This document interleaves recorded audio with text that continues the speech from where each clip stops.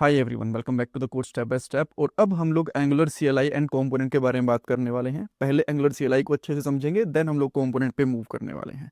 Angular CLI की full form होती है कमांड लाइन इंटरफेस। और अगर आप लोग आपके प्रोजेक्ट में एंगुलर सीएलआई का यूज़ नहीं करोगे ना, तो आप लोग कंपोनेंट इजीली नहीं बना सकते, बिल्ड नहीं बना सकते, इवन आप अपने प्रोजेक्ट को रन भी नहीं कर पाओगे। सो काफ़ी इंपॉर्टेंट चीज़ है और बहुत बार इंटरव्यूज़ के अंदर भी पूछी जाती है कि आप लोग एक सर्विस कैसे क्रिएट करोगे सीएलआई के साथ में, या फिर एंगुलर कमांड लाइन इंटरफेस के साथ कंपोनेंट कैसे बनाओगे, बिल्ड कैसे बनाओगे।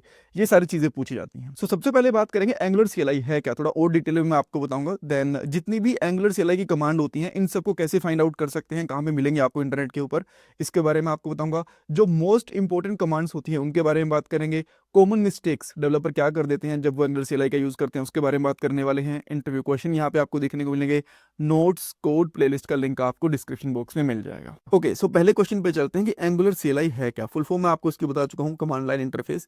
ये बेसिकली एक टूल है जिसकी हेल्प से आप लोग एंगुलर की एप्लीकेशन को क्रिएट कर सकते हो, बिल्ड कर सकते हो, टेस्ट कर सकते हो, डिप्लॉय कर सकते हो, और भी बहुत सारी चीजें कर सकते हो उसके साथ। बट अगर आपको स्टिल और भी छोटी डेफिनेशन चाहिए तो आप लोग ये कह सकते हो कि ये बेसिकली एक टूल है जिसकी हेल्प से आप लोग एंगुलर की एप्लीकेशन को डेवलप कर सकते हो। जब हम लोग डेवलप की बात कर लेते हैं तो उसमें एप्लीकेशन क्रिएट करना, बिल्ड करना, टेस्ट करना, डिप्लॉय करना, सारी चीज़ें बेसिकली आ जाती हैं।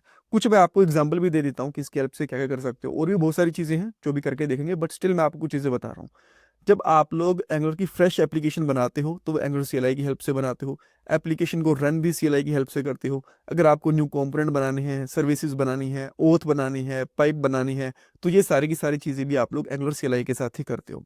अगर आपको ऐप की बिल्ड बनानी है तो भी सीएलआई यूज में आने वाली है। अगर आपको ऐप की एंगुलर की यूनिट टेस्ट केसेस वगैरह लिखने हैं, यूनिट टेस्टिंग करनी है, तब भी आपकी सीएलआई ही काम में आती है, राइट। सो काफ़ी इंपॉर्टेंट टूल है बेसिकली। अब मैं आपको कुछ इसके टूल्स को रन करके भी दिखाऊंगा, बट अच्छा एक बार ना इसकी ऑफिशियल वेबसाइट विजिट करके देख लेते हैं और कैसे इसको इंस्टॉल वगैरह करते हैं वो भी देख लेते हैं। हालांकि हम लोग पहले देख चुके हैं, बट ज़्यादा इसमें टाइम लगेगा नहीं, एक बार फिर से देख लेते हैं। एंगुलर सीएलआई ये आपको लिखना है किसी भी सर्च इंजन के अंदर, एंड देन आपको पहला लिंक मिल जाएगा, राइट। थोड़ा सा स्क्रॉल डाउन करोगे, यहाँ पे आपको एक ऑप्शन मिल जाएगा गेट स्टार्टेड वाला, एंड देन थोड़ा और आपको यहाँ पे स्क्रॉल डाउन करना है। तो कैसे इसको इंस्टॉल कर सकते हैं एनपीएम में, पीएनपीएम में। देखो इसकी इंस्टॉल करने की कमांड बहुत सिंपल है, ये मैं आपको पहले बता चुका हूँ। एनपीएम, बिकॉज एनपीएम हमारा नोड पैकेज मैनेजर होता है, तो आपको एक बार इसका यूज करना पड़ेगा एंगुलर सीएलआई को इंस्टॉल करने के लिए। उसके बाद में आपको सारी की सारी कमांड्स एनजी वाली यूज करनी है, एनपीएम वाली यूज नहीं करनी है। सो एनपीएम इंस्टॉल डेफिनेटली इंस्टॉल के लिए यूज में आता है। -G या फिर -G, इसका मतलब है कि ये आपके सिस्टम में ग्लोबली इंस्टॉल होगी। एक बार ये इंस्टॉल करने के बाद में किसी भी फोल्डर में, किसी भी डायरेक्टरी के अंदर आप लोग एनजी वाली कमांड का यूज कर पाओगे, @angular CLI। देन ये ऑलमोस्ट सिमिलर सी पीएनपीएम की, देन यान की एंड बन वगैरह की कमांड भी है, ये भी आप लोग देख सकते हो, राइट। देन इसको अगर पावर शेल के ऊपर एग्जीक्यूट करना है तो आपको ये चीज़ें रन करनी पड़ेंगी। विंडोज़ के ऊपर ये लिनक्स वाली चीज़ें हैं, ये आपको रन करनी पड़ेंगी। ये बेसिकली हम लोग पहले डिस्कस कर चुके हैं, राइट, कि आपको सूडो लगाना पड़ेगा, नहीं लगाना पड़ेगा, किस केस में लगाना पड़ेगा, सर सब कुछ मैं आपको बता चुका हूँ। देन न्यू एप्लीकेशन हम लोग एनजी के साथ में क्रिएट करके देख चुके हैं। हाँ, अगर आपको ये चेक करना है कि आपके सिस्टम के अंदर एंगुलर सीएलआई इंस्टॉल्ड है या नहीं है, तो क्या करना पड़ेगा।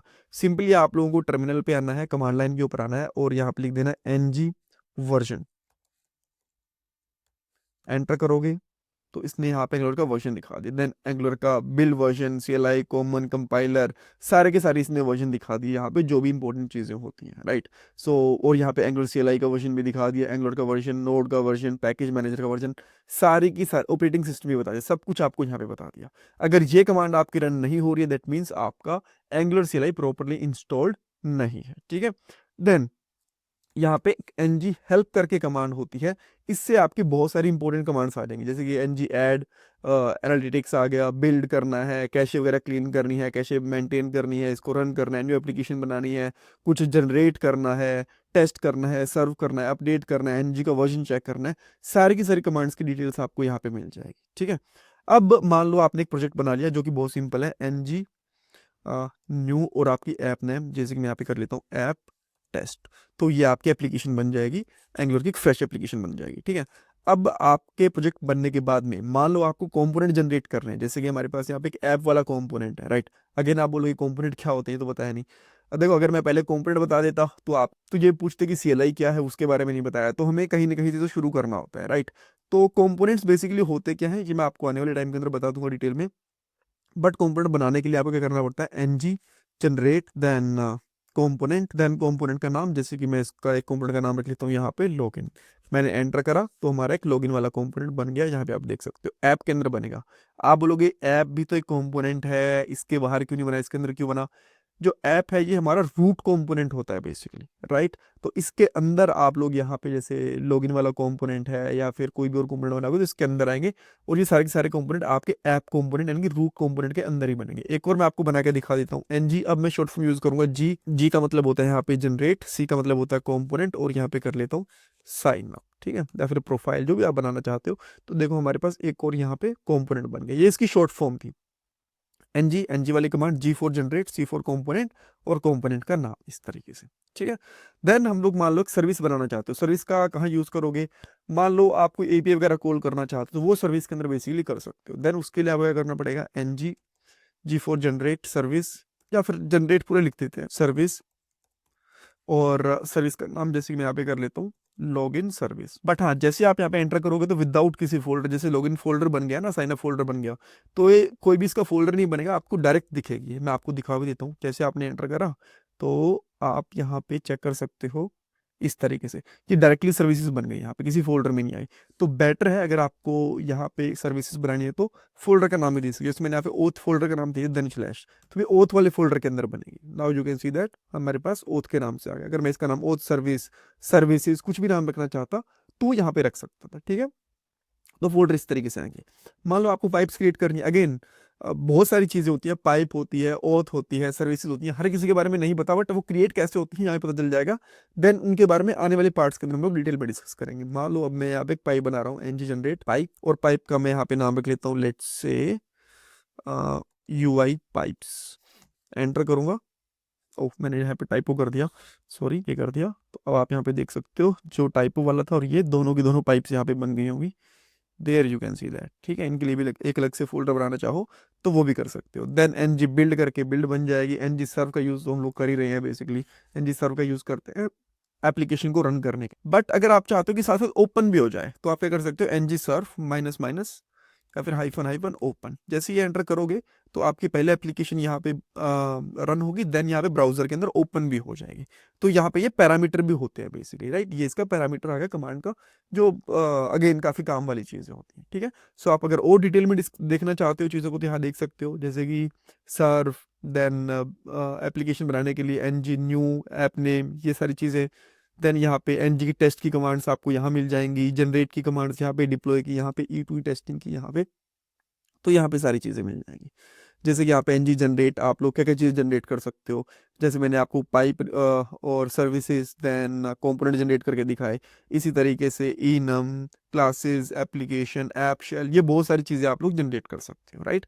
देन इंटरव्यू के हिसाब से एंगुलर सीएलआई होती क्या है, क्या क्या आप इसकी हेल्प से कर सकते हो, ये चीज़ें पूछी जा सकती है। कुछ आपसे कमांड्स पूछी जा सकती है, जैसे कि एक कंपोनेंट कैसे क्रिएट करोगे, सर्विसेज कैसे क्रिएट करोगे, ये बेसिक सी चीज़ें, राइट। हाँ, एक कॉमन चीज मैं आपको बताना भूल गया जो बहुत बड़े डेवलपर कर देते हैं। सो जैसे मैंने आपको बताया यहाँ पे हम लोगों को ng serve, ng create component, ng generate pipes, ये सारी चीजें करनी होती हैं।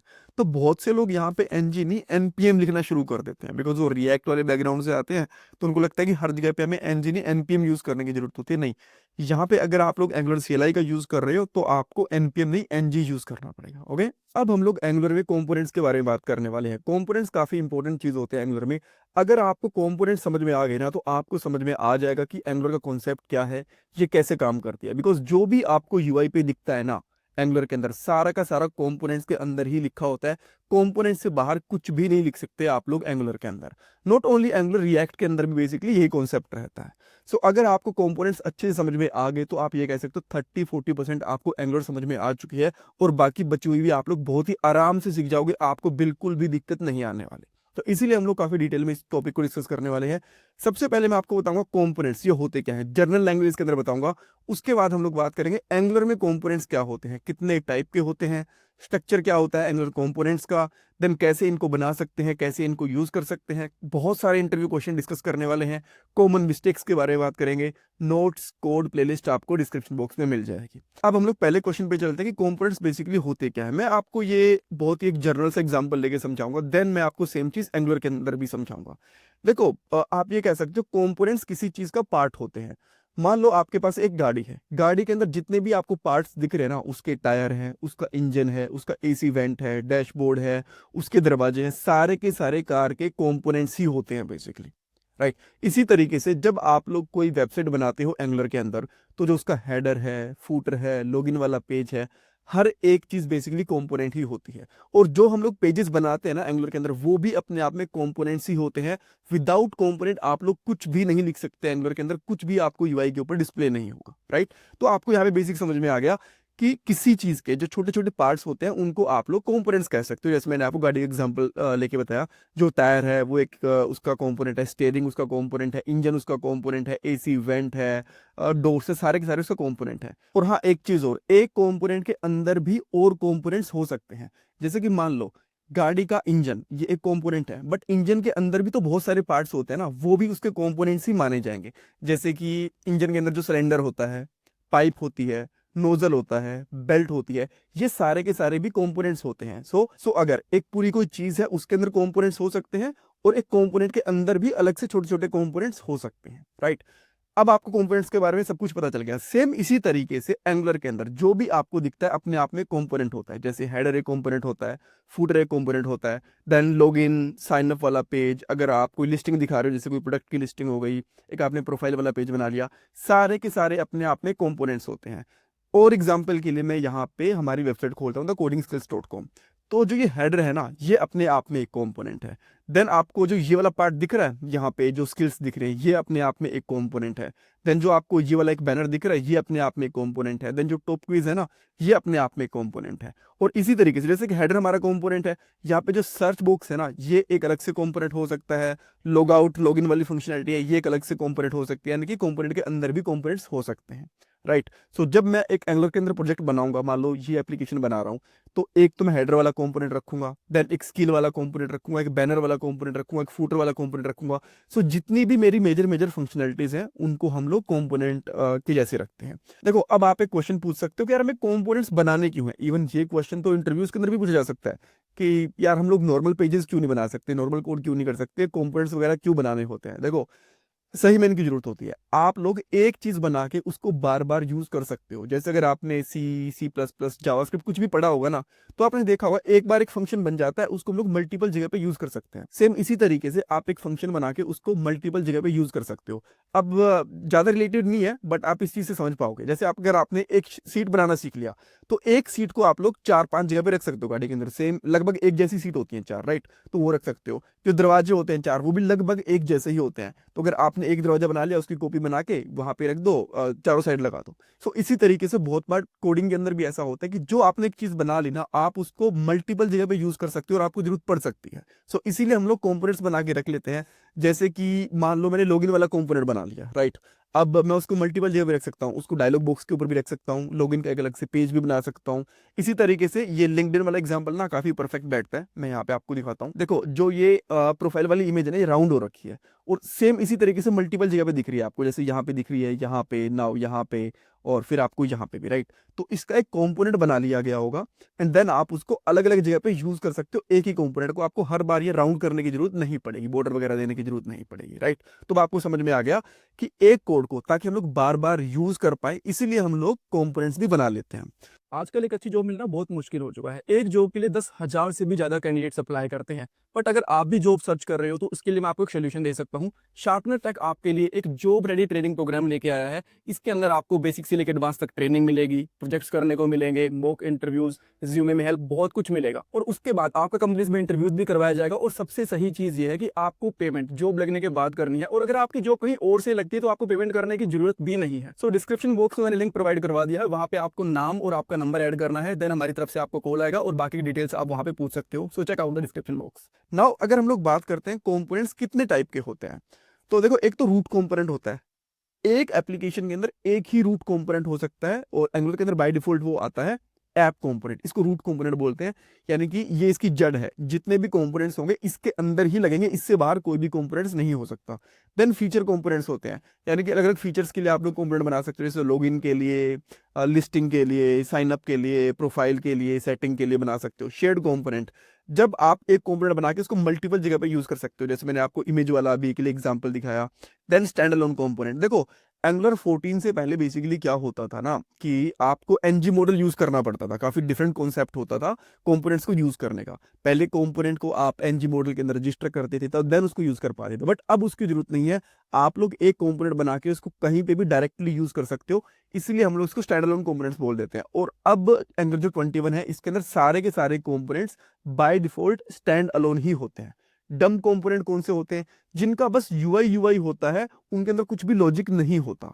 जैसे कि मान लो आपने यहाँ पे कुछ डिस्प्ले करवाने के लिए कुछ एनिमेशन वाली चीज बना दी, देन कुछ राउंड सी चीज बना दी आपने बस दिखाने के लिए, उसके अंदर कुछ लॉजिक नहीं है, उसके अंदर कुछ ज्यादा टाइप स्क्रिप्ट का कोड नहीं है, उसको हम लोग डम कंपोनेंट कह सकते हैं। अब स्मार्ट कंपोनेंट के एग्जांपल के लिए कह सकते हो कि आपको आपके एप्लीकेशन के अंदर मल्टीपल जगह पे सर्च की जरूरत है, जैसे कि कैटेगरीज के अंदर सर्च करना है, प्रोडक्ट के अंदर सर्च करना है, यूजर्स के अंदर सर्च करना है, और हर सर्च के साथ में ऑटो सजेशन आना चाहिए। तो वहां पे आप एक लॉजिक वाला स्मार्ट कंपोनेंट बना दोगे ताकि जहां पे भी सर्च की जरूरत पड़े आप लोग उस कंपोनेंट को यूज कर पाओ। इवन ये शेयर्ड कंपोनेंट भी कह सकते हो, बट शेयर्ड कंपोनेंट वो भी हो सकते हैं जस्ट डिस्प्ले करवाने के लिए, राइट। जो कंपोनेंट लॉजिक रखते हैं अपना, जिसके अंदर आप लोग लॉजिक्स वगैरह ऐड करते हो, उनको हम लोग स्मार्ट कंपोनेंट कह सकते हैं बेसिकली। ऑलराइट, सो अब हम लोग कोड पे चलते हैं और कुछ कंपोनेंट्स वगैरह को बना के देखते हैं। सो मैं यहाँ पे टर्मिनल ओपन करता हूँ, और हाँ, कंपोनेंट्स बनाने के लिए एंगुलर सीएलआई ने एक ऑलरेडी कमांड दे रखी है, जिसको आप कुछ ऐसे यूज कर सकते हो। एनजी, जो भी आप लोग एंगुलर सीएलआई की कमांड यूज करते हो एनजी से ही शुरू होती है। देन जनरेट, देन आप क्या जनरेट करना चाहते हो, सर्विसेज जनरेट करना चाहते हो, पाइप्स जनरेट करना चाहते हो, कंपोनेंट्स जनरेट करना चाहते हो, तो यहाँ पे लिख देंगे हम लोग। देन कंपोनेंट का नाम, जैसे कि मैं कंपोनेंट का नाम यहाँ पे रख देता हूँ प्रोफाइल की, यूजर की प्रोफाइल का डाटा वहां पे आना चाहिए। देन मैं यहाँ पे एंटर करूंगा, जैसे ही मैं यहाँ पे एंटर करूंगा तो एक यहाँ पे फोल्डर क्रिएट हो जाएगा। और एक कंपोनेंट के अंदर चार इंपॉर्टेंट चीजें होती हैं। एक होती है उसकी यूआई, जो कि एचटीएमएल वाले पेज के अंदर होती है, जैसा कि आप कुछ भी यहाँ पे डिस्प्ले करवाना चाहते हो, button, input field, heading tag वगैरह जो भी, ठीक है। तो ये इसका यूआई वाला पार्ट होता है। देन उसके बाद आती है टीएस, टाइप स्क्रिप्ट वाला फाइल। तो आपको कुछ लॉजिक लिखना है, देन आपको सर्विसेज कॉल करनी है, कुछ प्रॉपर्टीज डिक्लेयर करनी है, तो वो आप लोग टाइप स्क्रिप्ट वाले इस फाइल के अंदर कर सकते हो। देन सीएसएस, अब मान लो आपने हेडिंग लगाई, बटन्स वगैरह लगाए, उनको कुछ स्टाइल करना है, कुछ कलरफुल चीजें दिखानी है, देन आप यहाँ पे कर सकते हो। देन मान लो एक कंपोनेंट का आप टेस्ट करना चाहते हो, राइट। यूनिट टेस्ट केसेस मैंने आपको बताया था कि हम लोग कंपोनेंट्स के साथ में लिख सकते हैं, कंपोनेंट के साथ एंगुलर के साथ लिख सकते हैं। सो वो जो टेस्ट केसेस होते हैं वो आपके बेसिकली जो स्पेक डॉट टीएस वाली फाइल के अंदर उसके अंदर लिखे जाते हैं। जहां पे भी टेस्टिंग की बात आएगी वहां पे आपको स्पेक जो वर्ड है ना वो देखने को मिल जाएगा। और स्पेक दिखने से समझता है ना कि ये टेस्टिंग से रिलेटेड है। और ये दो तरीके की टेस्टिंग होती है, एक तो जो क्यूए करते हैं हमारे, ठीक है, टेस्टिंग टीम वाले, वो नहीं, जो डेवलपर टेस्टिंग करता है उसकी। और ये मैं आपको पहले बता चुका हूँ कि हर एक प्रोजेक्ट के अंदर हम लोग टेस्टिंग नहीं करते, बट बहुत सारे प्रोजेक्ट के अंदर हम लोग टेस्टिंग वगैरह भी करते हैं, राइट। ओके, सो यहाँ पे आपको चीजें समझ में आ गई है कि प्रोजेक्ट के स्ट्रक्चर के अंदर चार चीजें होती हैं। उसका जो यूआई वाला पार्ट होता है, उसका स्टाइल वाला पार्ट, टेस्टिंग वाला पार्ट, और लॉजिक वाला पार्ट बेसिकली। नेक्स्ट चीज आती है कि इस कंपोनेंट को हम लोग अब यूज कैसे करें। बना तो लिया हम लोगों ने यहाँ पे प्रोफाइल वाला, अब जैसे मैं यहाँ पे आता हूँ तो मैं इसको यूज कैसे कर सकता हूँ। यहाँ पे देखो, आप लोग कंपोनेंट्स को दो तरीके से यूज कर सकते हो, डायरेक्टली किसी फाइल के अंदर डिस्प्ले करवा दो, या फिर एज अ पेजेस के जैसे। जी हाँ, जो एंगुलर के अंदर पेजेस होते हैं वो भी अपने आप में कंपोनेंट्स ही होते हैं। अब इसको यूज कैसे करना है, देखो, जब आप लोग कंपोनेंट बनाओगे ना तो आपका यहाँ पे एक सिलेक्टर बनेगा ऐप प्रोफाइल करके, या फिर लेट से आपने लॉगिन वाला कंपोनेंट बनाया तो वो बन जाएगा ऐप लॉगिन करके, ठीक है। तो ये जो सिलेक्टर होता है इसको कॉपी करना होता है, एंड देन जहां पे भी आप इसको यूज करना चाहते हो, अब यूज इसको एचटीएमएल वाली फाइल के अंदर ही कर सकते हो डायरेक्टली। देन इसको इस तरीके से यूज करोगे, बंद कर दोगे, सेव कर दोगे। देन सेकंड चीज आपको करनी पड़ेगी, इसकी टीएस वाली फाइल के अंदर जाना है, और यहाँ पे इंपोर्ट के अंदर इसको इंपोर्ट भी करना है आपके कंपोनेंट को। तो मेरे कंपोनेंट का नाम था यहाँ पे प्रोफाइल, इसको मैंने इंपोर्ट कर लिया। अगर यहाँ पे ये नहीं आता automatically, because VS code automatically कर देता है, ऐसा नहीं आता, तो आप इसको मैनुअली लिखोगे, राइट। एंड देन यहाँ पे आप देख सकते हो प्रोफाइल वर्क्स। अब ये जो टेक्स्ट आया ना, ये आया आपके प्रोफाइल डॉट एचटीएमएल वाली फाइल से। इसके अंदर मैं कुछ चेंज कर देता हूँ, मैंने यहाँ पे H1 कर दिया, प्रोफाइल कंपोनेंट। इसको सेव करूंगा तो देखो यहाँ से चीज आ गई। इसका कुछ स्टाइल वगैरह करना चाहते हो, जैसे मैं H1 टैग कलर ऑरेंज ये कर देता हूँ। अब यू कैन सी दैट ये थोड़ा सा कलरफुल भी हो गया, ठीक है। तो इस तरीके से कंपोनेंट का यूज कर सकते हो आप लोग। एक कंपोनेंट को, जैसे मैंने बताया था, मल्टीपल टाइम भी यूज कर सकते हो। मान लो आपने यहाँ पे किसी और पेज पे कर रहा है, तो मैं 3-4 जगह यहाँ पे करके दिखाता हूँ। तो देखो इस तरीके से आपके यहाँ पे 4-5 बार आ गए, राइट। अब चाहो ना तो इस कंपोनेंट के अंदर, जैसे फंक्शन के अंदर हम लोग पैरामीटर भेजते हैं ना, तो यहाँ से कुछ डाटा भेज भी सकते हो जो आपको प्रोफाइल डॉट टीएस वाली फाइल के अंदर मिल जाएगा, बट वो हम लोग किसी और पार्ट के अंदर करके देखेंगे, अभी इस पर फोकस नहीं करेंगे। जहाँ पे हमारा बेसिक अंडरस्टैंडिंग लेना पर्पस था कि प्रोफाइल क्या होते हैं। आने वाले पार्ट्स के अंदर मैं आपको जो अलग अलग तरीके के हमारे कंपोनेंट्स होते हैं, जैसे कि फीचर कंपोनेंट, शेड कंपोनेंट, डम, स्मार्ट, स्टैंडअलोन, सबके एग्जांपल्स भी लेके बताऊंगा, राइट। ओके, और लास्ट में कुछ इंपॉर्टेंट इंटरव्यू क्वेश्चंस भी डिस्कस कर लेते हैं। कितने टाइप के हमारे कंपोनेंट्स होते हैं ये बता सकते हो। देन अगर आपसे पूछे कंपोनेंट का स्ट्रक्चर क्या होता है तो आप बताओगे 4 फाइल होती हैं बेसिकली उसके अंदर, एक व्यू के लिए, एक उसके स्टाइल के लिए, एक लॉजिक के लिए और एक टेस्टिंग के लिए। कंपोनेंट क्या होते हैं ये चीज़ भी पूछा सकती है, एक जनरल एग्जांपल भी पूछा जा सकता है। देन ये पूछ सकते हैं कंपोनेंट को क्यों यूज़ करना है, क्यों बनाना है। देन आप कह सकते हो इनको हम लोग रीयूज़ कर सकते हैं, जैसे हम लोग फंक्शंस को रीयूज़ कर सकते हैं, ऑलराइट। और हाँ, जो कोड है, नोट्स वगैरह हैं, वो आपको thecodingskills.com पे मिल जाएंगे, कोर्सेज पे जाना है, सबका लिंक आपको यहाँ पे मिल जाएगा, लिंक मैं डिस्क्रिप्शन बॉक्स के अंदर डाल दूंगा, राइट। और एंगुलर की पूरी प्लेलिस्ट बनी हुई है, इवन जावास्क्रिप्ट की भी, इंटरव्यू क्वेश्चंस की भी, वो आप चैनल के ऊपर जाकर एक्सप्लोर कर सकते हो। और मुझे फीडबैक देना कमेंट सेक्शन के अंदर कि आपको कैसी लग रही है वीडियोस, कुछ इंप्रूवमेंट वगैरह कर सकते हैं कि नहीं कर सकते हैं। Thanks everyone.